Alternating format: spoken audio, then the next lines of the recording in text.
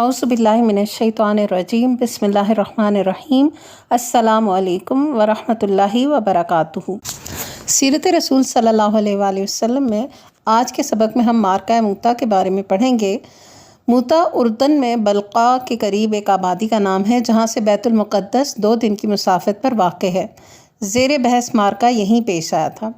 ये सबसे बड़ा खून रेज़ मार्का था जो मुसलमानों को आप सल्लल्लाहु अलैहि वसल्लम की हयात मुबारका में पेश आया, और यही मार्का ईसाई ममालिक की फतूहात का पेश खैमा साबित हुआ। इसका ज़माना वक़ू जमादुल ऊला 8 हिजरी बमुताबिक अगस्त या सितंबर 629 ईस्वी है। इस मार्के का सबब यह है कि आप सल्लल्लाहु अलैहि वसल्लम ने हारिस बिन उमैर अज़दी रज़ियल्लाहु अन्हु को अपना ख़त देकर हाकिम बुसरा के पास रवाना किया, तो इन्हें कैसर रूम के गवर्नर शरहबील बिन अम्र गसानी ने, जो बल्का पर मामूर था, गिरफ़्तार कर लिया और मजबूती के साथ बांध कर इनकी गर्दन मार दी। याद रहे कि सफ़ीरों और कासदों का कत्ल नहायत बदतरीन जुर्म था जो ऐलान जंग के बराबर बल्कि इससे भी बढ़कर समझा जाता था। इसलिए जब आप सल्लल्लाहु अलैहि वसल्लम को इस वाक़े की इत्तला दी गई तो आप पर यह बात सख्त गिरां गुजरी और आपने इस इलाके पर फ़ौज कशी के लिए 3000 का लश्कर तैयार किया, और ये सबसे बड़ा इस्लामी लश्कर था जो इससे पहले जंग अहज़ाब के अलावा किसी और जंग में फ़राहम ना हो सका था। आप सल्लल्लाहु अलैहि वसल्लम ने इस लश्कर का सिपह सालार हज़रत ज़ैद बिन हारिसा रज़ियल्लाहु अन्हु को मुकर्रर फरमाया, और फरमाया कि अगर ज़ैद रज़ियल्लाहु अन्हु कत्ल कर दिए जाएँ तो जाफ़र रज़ियल्लाहु अन्हु, और जाफ़र रज़ियल्लाहु अन्हु कत्ल कर दिए जाएँ तो अब्दुल्ला बिन रवाहा रज़ियल्लाहु अन्हु सिपह सालार होंगे।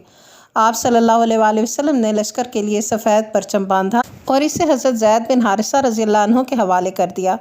लश्कर को आप सल्लल्लाहु अलैहि वसल्लम ने यह भी वसीयत फरमाई कि जिस मकाम पर हज़रत हारिस बिन उमैर रज़ियल्लाहु अन्हु कत्ल किए गए थे, वहाँ पहुँचकर इस मकाम के बाशिंदों को इस्लाम की दावत दें। अगर वो इस्लाम कबूल कर लें तो बेहतर, वरना अल्लाह से मदद मांगें और लड़ाई करें। आप सल्लल्लाहु अलैहि वसल्लम ने फरमाया कि अल्लाह के नाम से, अल्लाह की राह में, अल्लाह के साथ कुफ्र करने वालों से ग़ज़वा करो, और देखो बदअहदी ना करना, ख़यानत ना करना, किसी बच्चे और औरत और इंतहाई उम्र रसीदा बूढ़े को और गिरजे में रहने वाले तारिक दुनिया को कत्ल ना करना, खजूर और कोई और दरख्त ना काटना, और किसी इमारत को मुनहदिम ना करना। जब इस्लामी लश्कर रवानगी के लिए तैयार हो गया तो लोगों ने आकर आप सल्लल्लाहु अलैहि वसल्लम के मुकर्ररा सिपह सालारों को अलविदा कहा और सलाम किया। इस वक्त एक सिपह सालार हज़रत अब्दुल्ला बिन रवाहा रज़ियल्लाहु अन्हु रोने लगे। लोगों ने कहा, आप क्यों रोते हैं? उन्होंने कहा कि देखो, खुदा की कसम, उसका सबब दुनिया की मोहब्बत या तुम्हारे साथ मेरा ताल्लुक़ खातिर नहीं है, बल्कि मैंने आप सल्लल्लाहु अलैहि वसल्लम को किताब अल्लाह की एक आयत पढ़ते हुए सुना है जिसमें जहन्नुम का जिक्र है। वो आयत ये है, व इम मिनकुम इल्ला वारिदुहा काना अला रब्बिका हतमम मक़दिय्या। तुम में से हर शख्स जहन्नुम पर वारिद होने वाला है, ये तुम्हारे रब पर एक लाज़मी और फ़ैसला की हुई बात है। मैं नहीं जानता कि जहन्नुम पर वारिद होने के लिए कैसे पलट सकूँगा। मुसलमानों ने कहा, अल्लाह सलामती के साथ आप लोगों का साथी हो, आपकी तरफ से दिफा करे और आपको हमारी तरफ नेकी और गनीमत के साथ वापस लाए। हज़रत अब्दुल्ला बिन रवाहा ने इसके बाद जो कहा उसका मतलब यह है कि लेकिन मैं रहमान से मग़फ़रत का और इस्तग़फ़ार शिकन मग़ज़ पास तलवार की काट का या किसी नेज़ाबाज के हाथों आंतों और जिगर के पार उतर जाने वाले नेज़े की ज़रब का सवाल करता हूँ, ताकि लोग मेरी कब्र पर गुज़रें तो कहें, हाय वो गाज़ी जिसे अल्लाह ने हिदायत दी और जो हिदायत याफ्ता रहा। इसके बाद लश्कर रवाना हुआ। आप सल्लल्लाहु अलैहि वसल्लम इसकी मशायत करते हुए सनियतुल विदा तक तशरीफ़ ले गए और वहीं से इसे अलविदा कहा। इस्लामी लश्कर शुमाल की तरफ बढ़ता हुआ मआन पहुँचा। ये मकाम शुमाली हिजाज़ से मुत्तसिल शामी यानी उर्दनी इलाके में वाक़या है। यहाँ लश्कर ने पड़ाव डाला और यहीं जासूसों ने इत्तला पहुँचाई कि हिरकल कैसर रूम बल्का के इलाके में मआब के मकाम पर 1 लाख रूमियों का लश्कर लेकर खैमा ज़न है, और इसके झंडे तले लख्म जुज़ाम, बल्कीन और बहरा और बली यानी कबाइल अरब के मज़ीद 1 लाख अफराद भी जमा हो गए हैं। मुसलमानों के हिसाब में सिरे से ये बात थी ही नहीं कि इन्हें किसी ऐसे लश्कर जर्रार से साबका पेश आएगा, और जिससे वो इस दूर दराज सरजमीन में एकदम अचानक दो चार हो गए थे। अब इनके सामने सवाल ये था कि आया 3000 के ज़रा जितना लश्कर 2 लाख के ठाठे मारते हुए समंदर से टकरा जाए या क्या करे। مسلمان حیران تھے اور اس حیرانی میں معان کے اندر 2 راتیں غور اور مشورہ کرتے ہوئے گزار دیں۔ کچھ لوگوں کا خیال تھا کہ ہم آپ صلی اللہ علیہ وآلہ وسلم کو لکھ کر دشمن کی تعداد کی اطلاع دیں، اس کے بعد یا تو آپ کی طرف سے مزید کمک ملے گی یا اور کوئی حکم ملے گا اور اس کی تعمیل کی جائے گی۔ لیکن حضرت عبداللہ بن رواحہ رضی اللہ عنہ نے اس رائے کی مخالفت کی اور یہ کہہ کر لوگوں کو گرما دیا کہ لوگوں، خدا کی قسم، جس چیز سے آپ کترا رہے ہیں یہ تو وہی شہادت ہے جس کی طلب میں آپ نکلے ہیں۔ یاد رہے دشمن سے ہماری لڑائی تعداد، قوت اور کثرت کے بل پر نہیں ہے، بلکہ ہم محض اس دین کے بل پر لڑتے ہیں جس سے اللہ نے ہمیں مشرف کیا ہے۔ اس لیے چلیے آگے بڑھیے، ہمیں 2 بھلائیوں میں سے ایک بھلائی حاصل ہو کر رہے گی، یا تو ہم غالب آئیں گے یا شہادت سے سرفراز ہوں گے۔ بالآخر حضرت عبداللہ بن رواحہ رضی اللہ عنہ کی پیش کی ہوئی بات طے پا گئی۔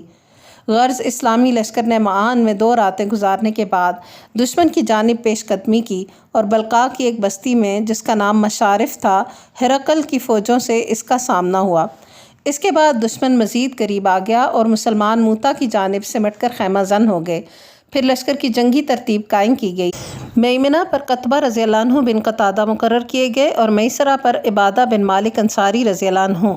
اس کے بعد موتا ہی میں فریقین کے درمیان ٹکراؤ ہوا اور نہایت تلخ لڑائی شروع ہوئی۔ 3000 کی نفری 2 لاکھ ٹڈی دل کے طوفانی حملوں کا مقابلہ کر رہی تھی۔ عجیب و غریب مارکا تھا، دنیا پھٹی پھٹی آنکھوں سے دیکھ رہی تھی، لیکن جب ایمان کی باد بہاری چلتی ہے تو اسی طرح کے عجائبات ظہور میں آتے ہیں۔ سب سے پہلے آپ صلی اللہ علیہ وآلہ وسلم کے چہیتے حضرت زید بن حارثہ رضی اللہ عنہ نے علم لیا اور ایسی بے جگری سے لڑے کہ اسلامی شہبازوں کے علاوہ کہیں اور اس کی نظیر نہیں ملتی۔ وہ لڑتے رہے یہاں تک کہ دشمن کے نیزوں میں گتھ گئے اور جام شہادت نوش فرما کر زمین پر آ رہے۔ اس کے بعد حضرت جعفر رضی اللہ عنہ کی باری تھی۔ انہوں نے لپک کر جھنڈا اٹھایا اور بے نظیر جنگ شروع کر دی۔ جب لڑائی کی شدت شباب کو پہنچی تو اپنے سرخ و سیاہ گھوڑے کی پشت سے کود پڑے، کوچیں کاٹ دیں اور وار پر وار کرتے اور روکتے رہے، یہاں تک کہ دشمن کی ضرب سے داہنا ہاتھ کٹ گیا۔ اس کے بعد انہوں نے جھنڈا بائیں ہاتھ میں لے لیا اور اسے مسلسل بلند رکھا، یہاں تک کہ بایاں ہاتھ بھی کاٹ دیا گیا۔ پھر دونوں باقی ماندہ بازوؤں سے جھنڈا آغوش میں لے لیا اور اس وقت تک بلند رکھا جب تک کہ خلعت شہادت سے سرفراز نہ ہو گئے۔ کہا جاتا ہے کہ ایک رومی نے ان کو ایسی تلوار ماری کہ ان کے ٹکڑے ہو گئے۔ اللہ نے انہیں ان کے دونوں بازوؤں کے عوض جنت میں 2 بازو عطا کیے جن کے ذریعے وہ جہاں چاہتے ہیں اڑتے ہیں، اسی لیے ان کا لقب جعفر طیار اور جعفر ذوالجناحین پڑ گیا، یعنی طیار کے معنی اڑنے والا اور ذوالجناحین معنی 2 بازوؤں والا۔ امام بخاری نے نافع کے واسطے سے ابن عمر رضی اللہ عنہ کا یہ بیان روایت کیا ہے کہ میں نے جنگ موتا کے روز حضرت جعفر کے پاس جبکہ وہ شہید ہو چکے تھے کھڑے ہو کر ان کے جسم پر نیزے اور تلوار کے 50 زخم شمار کیے، ان میں سے کوئی بھی زخم پیچھے نہیں لگا تھا۔ ایک دوسری روایت میں ابن عمر رضی اللہ عنہ کا یہ بیان اسی طرح مروی ہے کہ میں بھی اس غزوے میں مسلمانوں کے ساتھ تھا۔ ہم نے جعفر بن ابی طالب کو تلاش کیا تو انہیں مقتولین میں پایا اور ان کے جسم میں نیزے اور تیر کے 90 سے زیادہ زخم پائے۔ نافع سے عمری کی روایت میں اتنا اور اضافہ ہے کہ ہم نے یہ سب زخم ان کے جسم کے اگلے حصے میں پائے۔ اس طرح کی شجاعت و بصالت سے بھرپور جنگ کے بعد حضرت جعفر رضی اللہ عنہ بھی شہید کر دیے گئے تو اب عبداللہ بن رواحہ رضی اللہ عنہ نے پرچم اٹھایا اور اپنے گھوڑے پر سوار آگے بڑھے اور اپنے آپ کو مقابلے کے لیے آمادہ کرنے لگے، لیکن انہیں کسی قدر ہچکچاہٹ ہوئی، حتیٰ کہ تھوڑا سا گریز بھی کیا، لیکن اس کے بعد کہنے لگے ایک شعر جس کا ترجمہ ہے: اے نفس قسم ہے کہ تو ضرور مد مقابل اتر، خواہ ناگواری کے ساتھ خواہ خوشی خوشی۔ اگر لوگوں نے جنگ برپا کر رکھی ہے اور نیزے تان رکھے ہیں تو تجھے کیوں جنت سے گریزاں دیکھ رہا ہوں۔ اس کے بعد وہ مقابل میں اتر آئے۔ اتنے میں ان کا چچیرا بھائی ایک گوشت لگی ہوئی ہڈی لے آیا اور بولا، اس کے ذریعے اپنی پیٹھ مضبوط کر لو، کیونکہ ان دنوں تمہیں سخت حالات سے دوچار ہونا پڑا ہے۔ انہوں نے ہڈی لے کر ایک بار نوچی، پھر پھینک کر تلوار تھام لی اور آگے بڑھ کر لڑتے لڑتے شہید ہو گئے۔ اس موقع پر قبیلہ بنو عجلان کے ثابت رضی اللہ عنہ بن ارقم نامی ایک صحابی نے لپک کر جھنڈا اٹھا لیا اور فرمایا، مسلمانوں، اپنے کسی آدمی کو سپہ سالار بنا لو۔ صحابہ نے عرض کیا، آپ ہی یہ کام انجام دیں۔ انہوں نے کہا، میں یہ کام نہیں کر سکوں گا۔ اس کے بعد صحابہ نے حضرت خالد رضی اللہ عنہ بن ولید کو منتخب کیا اور انہوں نے جھنڈا لیتے ہی نہایت پرزور جنگ کی۔ چنانچہ صحیح بخاری میں خود حضرت خالد بن ولید رضی اللہ عنہ سے مروی ہے کہ جنگ موتا کے روز میرے ہاتھ میں 9 تلواریں ٹوٹ گئیں، پھر میرے ہاتھ میں صرف ایک یمنی بانا یعنی چھوٹی سی تلوار باقی بچا۔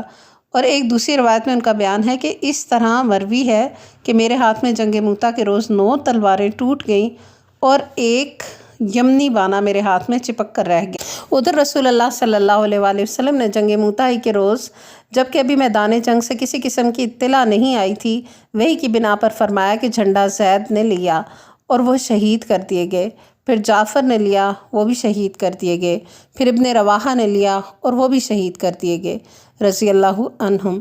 اس دوران آپ صلی اللہ علیہ وآلہ وسلم کی آنکھیں اشکبار تھیں، یہاں تک کہ جھنڈا اللہ کی تلواروں میں سے ایک تلوار نے لیا اور ایسی جنگ لڑی کہ اللہ نے ان پر فتح عطا کی۔ انتہائی شجاعت و بصالت اور زبردست جاں بازی و جاں سپاری کے باوجود یہ بات انتہائی تعجب انگیز تھی کہ مسلمانوں کا یہ چھوٹا سا لشکر رومیوں کی اس لشکر جرار کی طوفانی لہروں کے سامنے ڈٹا رہ جائے۔ لہٰذا اس نازک مرحلے میں حضرت خالد بن ولید رضی اللہ عنہ نے مسلمانوں کو اس گرداب سے نکالنے کے لیے، جس میں وہ خود کود پڑے تھے، انتہائی مہارت اور کمال ہنرمندی کا مظاہرہ کیا۔ روایات میں بڑا اختلاف ہے کہ اس معرکے کا آخری انجام کیا ہوا۔ تمام روایات پر نظر ڈالنے سے صورتحال یہ معلوم ہوتی ہے کہ جنگ کے پہلے روز حضرت خالد بن ولید رضی اللہ عنہ دن بھر رومیوں کے مد مقابل ڈٹے رہے، لیکن وہ ایک ایسی جنگی چال کی ضرورت محسوس کر رہے تھے جس کے ذریعہ رومیوں کو مرعوب کر کے اتنی کامیابی کے ساتھ مسلمانوں کو پیچھے ہٹا لیں کہ رومیوں کو تعاقب کی ہمت نہ ہو، کیونکہ وہ جانتے تھے کہ اگر مسلمان بھاگ کھڑے ہوئے اور رومیوں نے تعاقب شروع کر دیا تو مسلمانوں کو ان کے پنجے سے بچانا سخت مشکل ہوگا۔ چنانچہ جب دوسرے دن صبح ہوئی تو انہوں نے لشکر کی ہیئت اور وضع تبدیل کر دی اور اس کی ایک نئی ترتیب قائم کی۔